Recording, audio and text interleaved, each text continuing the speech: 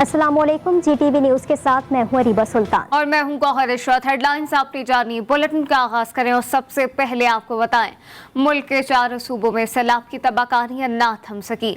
जी हाँ, सैलाब ने गुज़िश्ता 24 घंटों के दौरान मजीद 36 इंसानी जिंदगियां निकल ली हैं। जाबाक होने वालों की मजमूई तादाद 1391 हो गई। NDMA की ताज़ा तरीन रिपोर्ट के मुताबिक सिंध में 35 और खैबर पख्तूनख्वा में मजीद एक सैलाब से जाँ बहक हुआ है। रिपोर्ट के मुताबिक सैलाब और बारिशों से मजमूई तौर पर सबसे ज्यादा 577 अमवात सिंध में रिकॉर्ड की गई। बलूचिस्तान में 263, खैबर पख्तूनख्वा में 293, पंजाब में 191, गिलगित बल्तिस्तान में 22 और आज़ाद कश्मीर में 44 अफराद जिंदगी की बाजी हार गए। सिंध में 8321, पंजाब में 3858, खैबर पख्तूनख्वा में 351, जबकि बलूचिस्तान में 166 अफराद जख्मी भी हुए।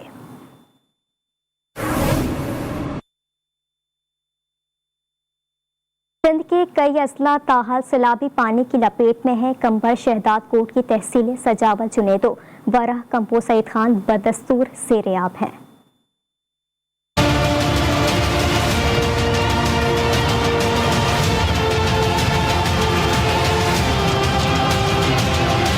सिंध के कई इजला ताहाल सैलाबी पानी की लपेट में हैं। जिला कंबर शहदाद कोट की तहसीलें सजावल, जुनेजो, वारा, कबू सईद खान बदस्तूर ज़ेर-ए-आब हैं। तहसील वारा, सजावल और दादू की तहसीलों मेहड़ और जूही के सैकड़ों देहात भी डूबे हुए हैं, जबकि खैरपुर, नाथन शाह और इसके कई देहात सैलाबी पानी में घिरे हुए हैं। मंचर झील और मुख्तलिफ नहरों और सड़कों को कट लगा के बावजूद मुतासरा इलाकों में पानी की सतह कम नहीं हो सकी।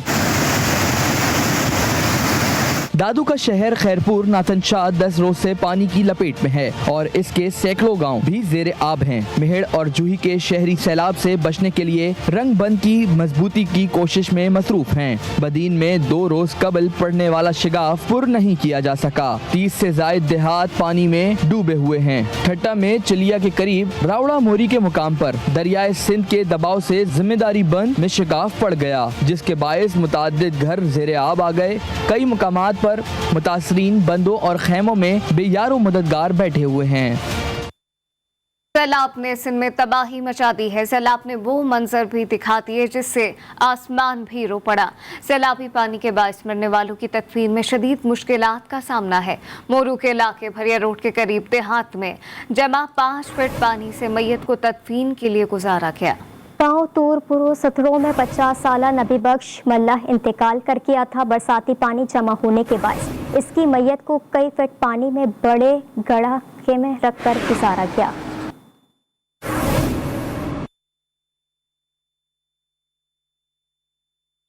मानसून बारिशों और सैलाब के बायस मुतासर होने वाली बलूचिस्तान की कौमी शाहराहों पर ट्रैफिक की रवानी बहाल होना शुरू हो गई है। बलूचिस्तान की राब्ता सड़कें 17 रोज से बंद थी।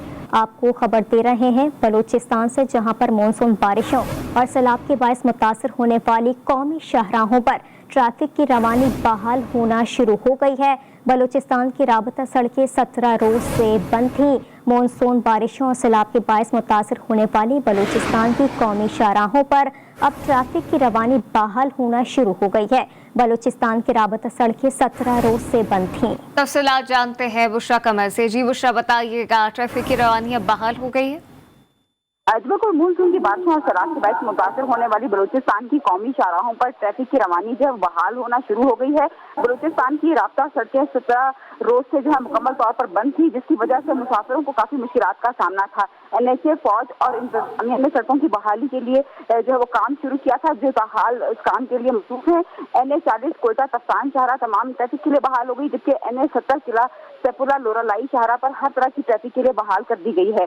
चमन से हब तक कौमी शाहरा जो है मुतबादिल रास्तों के जरिए ट्रैफिक के लिए रवानी के लिए बहाल की गई है, जबकि कोयटा से डेरा अलायार तक छोटी गाड़ियों के लिए सिर्फ अभी तक ट्रैफिक बहाल की गई है, जबकि कोयटा से जोब और दानासर के कौमी शाहरा जो है जुज़वी तौर पर गाड़ियों की आमदोरफ्त के लिए बहाल की गई है। इसे बताया जा रहा है कि उत्थल से गवादर से होशाब तक कौमी शाहराहें जो है उन्हें भी बहाल कर दिया गया है। जी ठीक है, बलूचिस्तान की कौमी शाहराहों पर ट्रैफिक की रवानी बहाल होना शुरू हो गई है। बुशरा कमर अपडेट कर रही थी, आपका शुक्रिया। तौसा शरीफ में सैलाब से लोगों के घर ही नहीं ख्वाब भी बह गए। सैलाब के बाद दिल दहला देने वाली दास्तानें नुमाया है।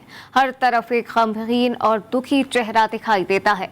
कोई भूखा है तो किसी के पास पीने के लिए साफ पानी मैसर नहीं, किसी के पास सर छुपाने के लिए आशियाना नहीं तो किसी के पास कपड़े भी नहीं। गरीब तो गरीब, मुतवस्सित तबके से ताल्लुक़ रखने वाले सफ़ेद पोश ख़ानदान भी मुखय्यर और फलाही इदारों की इमदाद के मुंतज़िर हैं। सखीर शाह की रिपोर्ट देखिए।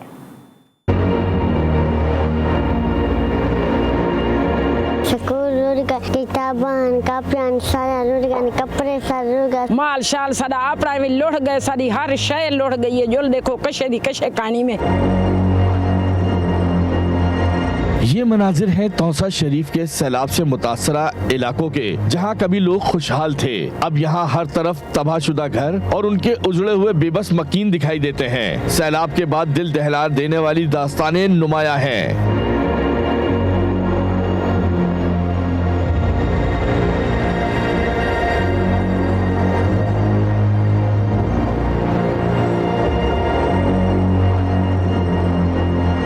तौसा में सैलाबी पानी ने तालीमी इदारों को भी लपेट में ले लिया। नन्हे मुन्ने बच्चों की तालीम के ख्वाब भी बह गए। बच्चे में स्कूल था, स्कूल किताबान कापियान सारा कपड़े सारा सब भूख के मर्द इमदाद करो कशे देवो। कोई अपनी फसलों के तबाह होने से परेशान है तो किसी की जमा पूंजी इस सैलाब में बह गई। जेरी कट्टी की पान जानी लोड़ गई है। माल शाल सदा आपरा में लोढ़ गए, सारी हर शय लोढ़ गई है। जो देखो कशे दी कशे कहानी में किकरे जान दो ते बच्चे झली बैठे मी झाड़े कशे कहानी ये नहीं जो सकोटे पे के अंदरों बाल जाल। सैलाब ने कई लोगों से उनके प्यारे छीन लिए। हजारों अफराद का जरिया माश भी खत्म हो गया। किसी का घर ऐसे टूटा कि उस शख्स को भी तोड़ गया है। सफेद पोश खानदान भी मुखय्यर हजरात और फलाही इदारों की इमदाद के मुंतजर हैं। सैयद सगीर शाह, GTV न्यूज, तौसा शरीफ। पाक फ़िज़ाइया की खैबर पख्तूनख्वा, सिंध, बलूचिस्तान और जनूबी पंजाब के सैलाब से मुतासर इलाकों में इमदादी कार्रवाइयाँ जारी हैं। तर्जुमान के मुताबिक पाक फ़िज़ाइया ने सैलाब से मुतासर इलाकों में रेस्क्यू व रिलीफ ऑपरेशन के लिए भरपूर वसाइल वक्फ कर दिए। हेलीकॉप्टर ऑपरेशन के जरिए ऐसे दूर दराज इलाकों में राशन, अद्वियात और अशिया खुरोनोश गिराए जा रहे हैं जिनसे ज़मीनी राब्ते मुनक़ता हैं। सैलाब मुतासरीन की ज़्यादा से ज़्यादा इमदाद के लिए पाक फ़िज़ाइया के फ्लड रिलीफ कैंपों में बहाली की सरगर्मियाँ जारी हैं। पाक फ़िज़ाइया के एहलकार सैलाब ज़दगान को खुराक और तिब्बी इमदाद फराहम करने के लिए शब रोज़ मसरूफ़ अमल है। और अब आपको बताएं कि अंदरूने सिंध में सैलाब की तबाहकुन सूरत हाल ना बदली। हजारों अफराद ने कराची पहुंचकर आरजी कैंप्स में रिहाइश कर ली है। सचल के इलाके में सरकारी स्कूलों में बड़े पैमाने पर सैलाब ज़दगान अपने अहलो अयाल के साथ मौजूद हैं। उनके पास क्या सहूलियात हैं, सिंध हुकूमत इनकी तवाज़ु कैसे कर रही है, ये भी आपको बताएंगे। लेकिन अभी आपको बताएं कि अंदरूने सिंध में सैलाब की तबाहकुन सूरत हाल अब तक नहीं बदल सकी है। हजारों अफराद ने कराची पहुंचकर आरजी कैंप्स में रिहाइश कर ली है। सचल के इलाके में सरकारी स्कूलों में बड़े पैमाने पर सैलाब ज़दगान अपने अहलो अयाल के साथ मौजूद हैं। इसी हवाले से मज़ीद तफसीलात जानते हैं। हमारे नुमाइंदे खाबर हुसैन वहीं पर मौजूद हैं। जी खाबर हुसैन, बताइएगा क्या कहना है सैलाब ज़दगान का, क्या नुकसानात का कोई रिकॉर्ड मुरतब किया जा रहा है, इमदाद कैसे की जा रही है? जी बिल्कुल, मैं इस वक्त सचल के इलाके में मौजूद हूँ, जहाँ सबसे ज्यादा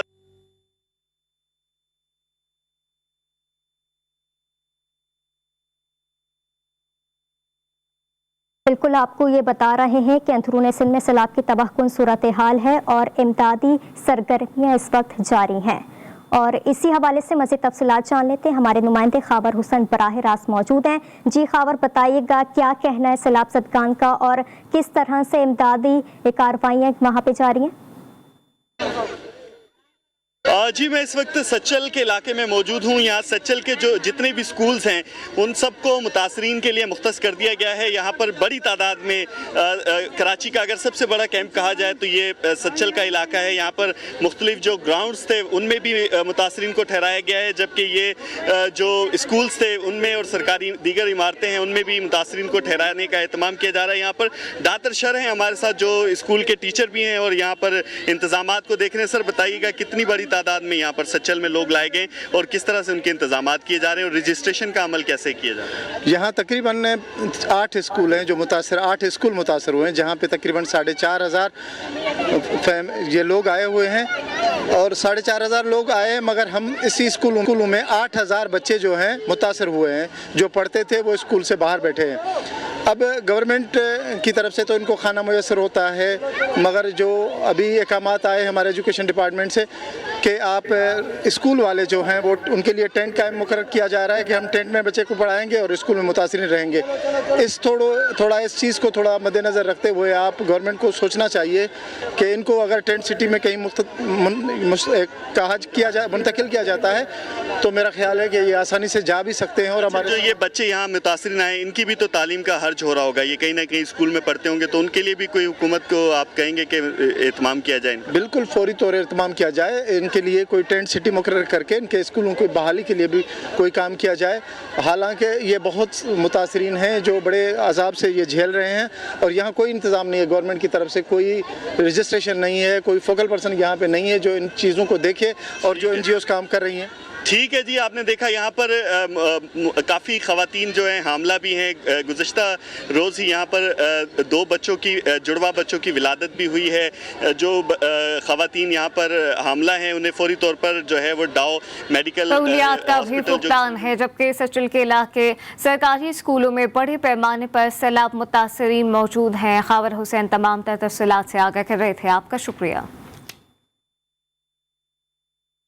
अक़वाम मुत्तहिदा के secretary general Antonio Guterres Pakistan पहुंच गए हैं। एंटोनियो गुतेरेस आज वज़ीर आज़म शहबाज शरीफ के हमरा national flood response coordination centre का दौरा करेंगे। एंटोनियो गुतेरेस पाकिस्तान के सैलाब मुतासरीन के साथ इज़हार यकजहती करेंगे। उन्हें बारिशों और सैलाब से होने वाले नुकसानात और मवासलाती इंफ्रास्ट्रक्चर की तबाही से मुतालिक भी ब्रीफिंग दी जाएगी।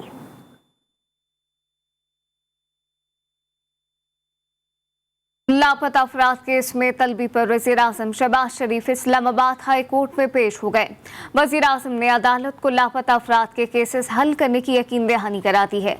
चीफ जस्टिस अतहर मिनल्लाह ने रिमार्क्स दिए हैं कि शहरियों को लापता करना आइन की खिलाफ वर्जी है। जो लोग ओहदों पर बैठे हैं कहते हैं कि हमने कुछ नहीं किया, अगर आप मसला हल नहीं कर सकते तो फिर ओहदा छोड़ दें। मज़ीद तफसीलात इस रिपोर्ट में देखिए।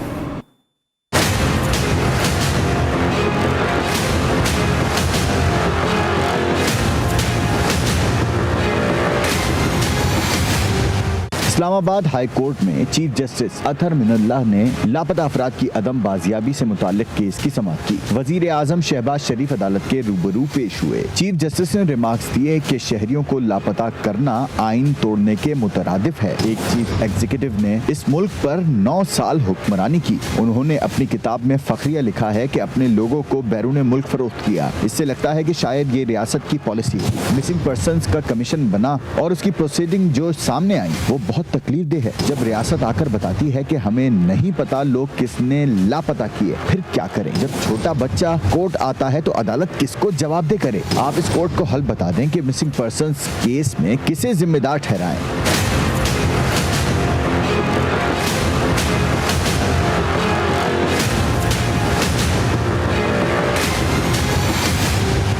वजीर आजम शहबाज शरीफ ने अदालत के रूबरू कहा कि जिसने लोगों को लापता करना शुरू किया वो डिक्टेटर था। मैं अपनी जिम्मेदारी पूरी करने का कोई मौका जाया नहीं करूंगा। यकीन दहानी कराता हूं कि लापता अफराद केस को हल करने में कोई कसर नहीं छोड़ूंगा। चीफ जस्टिस ने रिमार्क दिए कि ये अदालत सिर्फ आइन को देखेगी, रियासत बेबस नहीं होती। सूबे या मरकज जहां से कोई लापता हो उसका चीफ एग्जीक्यूटिव जिम्मेदार है। ये अदालत यकीनी बनाएगी कि सिविल बालादस्ती हो। हुकूमत का मातहत इदारों पर कंट्रोल नहीं तो फिर सबको घर चले जाना चाहिए। आप ये मामला पार्लियामेंट में ले जाकर कानून साजी करें। अदालत आलिया ने वजीर कानून की इक़दामात के लिए 2 माह की मोहलत देने की इस्तदा मंजूर करते हुए समाअत 14 नवंबर तक मुलतवी कर दी है।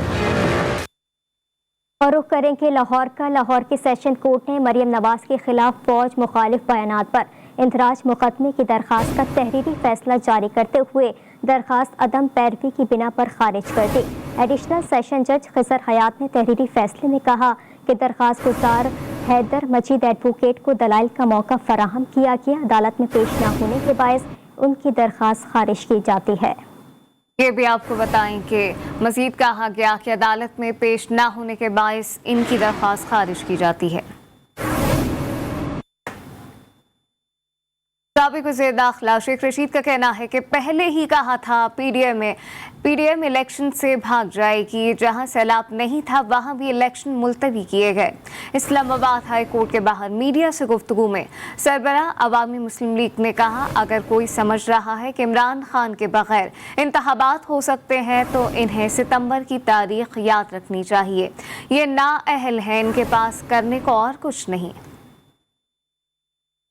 क्या था, पीडीएम इलेक्शन से भाग गई है। जिन इलेक्शनों में जिन हलकों में सैलाब नहीं था वहां भी इलेक्शन जो है वो मुलतवी कर। और अगर कोई ये समझ रहा है कि इमरान खान के बगैर इंतखाबात हो सकते हैं तो उन्हें 77 की तारीख नहीं भूलनी चाहिए। कोई आदमी पोलिंग स्टेशनों की तरफ नहीं जाए। और बड़े अहम महीने ये 45 दिन नवंबर तक बहुत अहम है, बल्कि अक्टूबर तक भी बहुत अहम है। सितंबर भी सितमगर हो सकता है। कोई इनके पास इख्तियार नहीं, सिर्फ सैलाब खेल रहे हैं। अब आपको बताएं कि कराची में टारगेट किलर ग्रुप का कत्ल की मुख्तलिफ वारदातों में मुलविस होने का इंकशाफ हुआ है।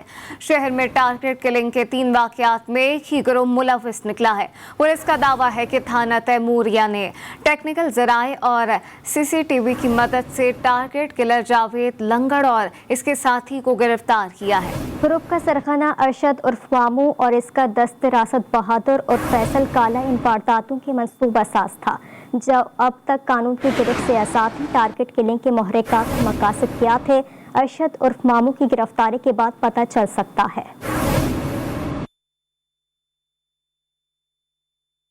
पेशावर एयरपोर्ट पर एयरपोर्ट सिक्योरिटी फोर्स ने कार्रवाई करते हुए दोहा जाने वाले मुसाफिर से 3 करोड़ रुपए मालियत की हेरोइन बरामद कर ली है। मुलजिम को बरामदशुदा मनशियात समेत मजीद कार्रवाई के लिए एंटी नारकोटिक्स फोर्स हुक्काम के हवाले कर दिया गया। मजीद तफसीलात जानने के लिए हमने राब्ता किया है नुमाइंदा खुसूसी जावेद असगर चौधरी से। जी जावेद, अपडेट कीजिएगा। जी, एयरपोर्ट सिक्योरिटी फोर्स की पेशावर एयरपोर्ट पर कार्रवाई है जिसमें दोहा जाने वाले मुसाफिर से 3 करोड़ रुपए मालियत की हेरोइन बरामद की गई है। मुसाफिर मोहम्मद नईम ने 2 किलो 648 ग्राम हेरोइन बैग के अंदरूनी हिस्सों में महारत से छुपा रखी थी। ताहम ये सब हमने तलाशी के दौरान मंशियात बरामद करके स्मगलिंग की इस कोशिश को नाकाम बना दिया है। दूसरी जानिब मुलजिम को बरामदशुदा मंशियात समेत मजीद कार्रवाई के लिए एंटी नारकोटिक्स फोर्स को काम के हवाले भी कर दिया गया है। जी ठीक है जावेद असगर चौधरी, आपका शुक्रिया। और अब आपको बताएं कि मुल्क में सैलाब के बायस लाहौर शहर में आटे का बहरान शिद्दत इख्तियार कर गया है। यूटिलिटी स्टोर पर आटे के हुसूल के लिए सार्फिन की लंबी लंबी कतारें लग गई हैं। बहरान के बायस यूटिलिटी स्टोर में आटा महदूद सार्फिन को मुहैया किया जा रहा है। इंतजामिया की जानिब से शादमान यूटिलिटी स्टोर पर यौमिया सिर्फ 100 अफराद को आटा फराहम किया जाता है। तफसीलात वहीद गुज्जर से जान लेते हैं जो इस वक्त एक स्टोर में मौजूद हैं। शहरियों के साथ ही बताइएगा वहीद, आगाह कीजिएगा कि शहरियों का क्या कहना है। जी देखिए, इंतज़ामिया ने ये कसम खा रखी है कि शहरियों को बुनियादी चीज़ें देनी है तो लाइनों में लगा कर देनी है, मगर फिर भी शहरी जो हैं लाइनों में लग कर जो है वो अपनी ज़रूरियात की चीज़ें जो हासिल करने में काफ़ी ज़्यादा उनको दुश्वारी का सामना करना पड़ता है। मैं आपको बताता चलूँ कि शहर भर में आटे का बुरहान जो शिद्दत इख्तियार करता चला जा रहा है। शहर में आटा अगर किसी के पास है तो वो अपना ही रेट उसने लगाया हुआ है। वैसे अगर कोई मिल जाए रेट के वाले से तो 980 का है। तो शहरी जो है जब मार्केट में आटा नहीं मिलता वो यूटिलिटी स्टोर का रुख करते हैं। यूटिलिटी स्टोर की ये सूरत हाल है, रोजाना सिर्फ जो है 100 बंदों के लिए जो आटा आता है और 400 बंदों की लाइनें लगी होती हैं। खवातीन भी होती हैं, उनमें मर्द हजरात भी होते हैं। इसी तरह घी जो है वो भी यूटिलिटी स्टोर पर नायाब है। तो कुछ खवातीन से बात करने की कोशिश करेंगे। जी, क्या लेने आप आए हैं यहाँ पर? जी, आटा लेने आए हैं, घी लेने आए हैं। ये दे नहीं रहा है, नहीं है, जो आपकी मेहरबानी होएगी आटा भेजेंगे। जी बिल्कुल, खवातीन भी काफ़ी ज़्यादा परेशान हैं, बच्चे भी यहाँ पर मौजूद हैं और कुछ शहरी से भी हम मजीद बात करने की कोशिश करेंगे कि उनको किन किन मुश्किलात का सामना करना पड़ता है। जी, कहाँ से आए हैं और कौन सी चीज़ चाहिए आपको? चुंगी अमृतसर से आए, आटा क्यों लेना, वो मिलता ही नहीं पिया। सुबह 5 बजे नाल आके बैठे हैं। कई घंटे से यहाँ पर मौजूद है, अभी भी आटा और घी जो है यहाँ पर नायाब है। शहरी इस वाले से खासी परेशान दिखाई देते हैं क्योंकि मार्केट में जो है आटा नायाब है। आटे का वैसे वहाँ पर रेट जो है 980 है। अगर सरकारी रेट देखा जाए तो इधर यूटिलिटी स्टोर पर आटे का रेट जो है 800 है, मगर यहाँ पर आटा नायाब ही रहता है अक्सर औकात। जी, खबर शामिल करेंगे कराची के शहरियों के ट्रांसपोर्ट के मसाइल हल होने लगे और अंकी टाउन वालों के लिए कल से ऑरेंज लाइन बसें चलेंगी। मंसूबे से रोजाना 10,000 मुसाफिर फायदा उठा सकेंगे। हावर हुसैन की रिपोर्ट देखिए। कराची वाले अब खटारा बसों को बाय बाय कहना शुरू कर दें। ग्रीन बस के बाद ऑरेंज बसें भी सड़कों पर चलेंगी। शहर में कल से ऑरेंज लाइन बस सर्विस का आगाज होगा। औरंगी टाउन से बोर्ड ऑफिस तक रूट पर जदीद बसें चलाई जाएंगी। अब्दुल सत्तार एधी के नाम से मंसूब कराची का ऑरेंज लाइन मंसूबा 2016 में शुरू हुआ था। ताहम ग्रीन लाइन मंसूबा ताखीर का शिकार होने की वजह से कई साल तक खटाई में पड़ा रहा। वजीर ट्रांसपोर्ट शर्जील इनाम मेमन ने ओहदे का कलमदान संभालते ही इस मंसूबे पर खुसूसी तवज्जो दी। दिन रात इस मंसूबे पर काम करवाया। ऑरेंज लाइन मंसूबा 4.5 किलोमीटर पर मुहित है, जो औरंगी टाउन 5 नंबर से शुरू होकर मैट्रिक बोर्ड ऑफिस पर ग्रीन लाइन मंसूबे से मुंसलिक होता है। मंसूबा मुकम्मल होने पर शहरी भी खुश दिखाई देते हैं। इस तरह की जो है वो इज्जत वाली सवारी मिल जाए किसी गरीब बंदे को तो उसके लिए बहुत अच्छा है। सही है भाई, सब कुछ सही है, ओके की रिपोर्ट है, समझ लो मेरे भाई। बहुत अच्छी बात है ये कराची में ये ऑरेंज लाइन चला रहा है। ये इससे जो है हमें सहूलत मिलेगी, काफी अच्छा प्रोजेक्ट ये किया है इन्होंने। ऑरेंज लाइन बस सर्विस के तहत 10 बसें चलाई जाएंगी और सिंध हुकूमत का दावा है कि इस सर्विस से रोजाना 10,000 से ज्यादा मुसाफिर फायदा उठा सकेंगे। Khawar Hussain, GTV news, Karachi. बरतानिया में बादशाहत का एक अहद तमाम हुआ। मलका एलिज़ाबेथ 96 बरस की उम्र में इंतकाल कर गईं। शाहजहां मलका ने 70 साल और 214 दिन तक तख्त पर राज किया। 73 साल चार्ल्स स्वयं की बादशाहत का ऐलान कर दिया गया है।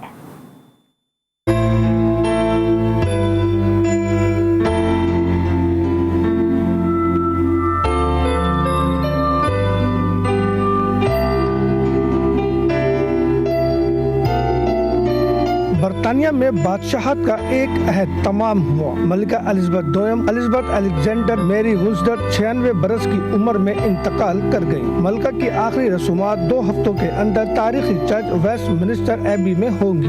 रिपोर्ट के मुताबिक मलिका की जस्ते खाकी को लंदन लाने के बाद आखिरी रसूमात की अदायगी से पहले तकरीबन 4 दिन तक वेस्टमिनिस्टर हॉल में रखा जाएगा। इस हॉल में मलिका बरतानिया से कबल 2002 में उनकी वालिदा एलिज़ाबेथ बोजलेयान की जस्ते खाकी को लाया गया था। बरतानवी नशरियाती इदारे के मुताबिक मलिका को बकिंगम पैलेस से एक जुलूस के साथ वेस्टमिनिस्टर हॉल लाया जाएगा, जिसमें फौजी परेड और शाही खानदान के अफराद भी मौजूद होंगे। इसके बाद अवाम को भी दाखिले की इजाजत दी जाएगी। मलिका की आखिरी रसूमात को बराह रास्त नशर किए जाने का इम्कान है। एलिज़ाबेथ दोयम की आखिरी रसूमात में शाही खानदान के अफराद, साबिक बरतानवी वज़राए आज़म, सियासतदान और आलमी रहनुमा शिरकत करेंगे।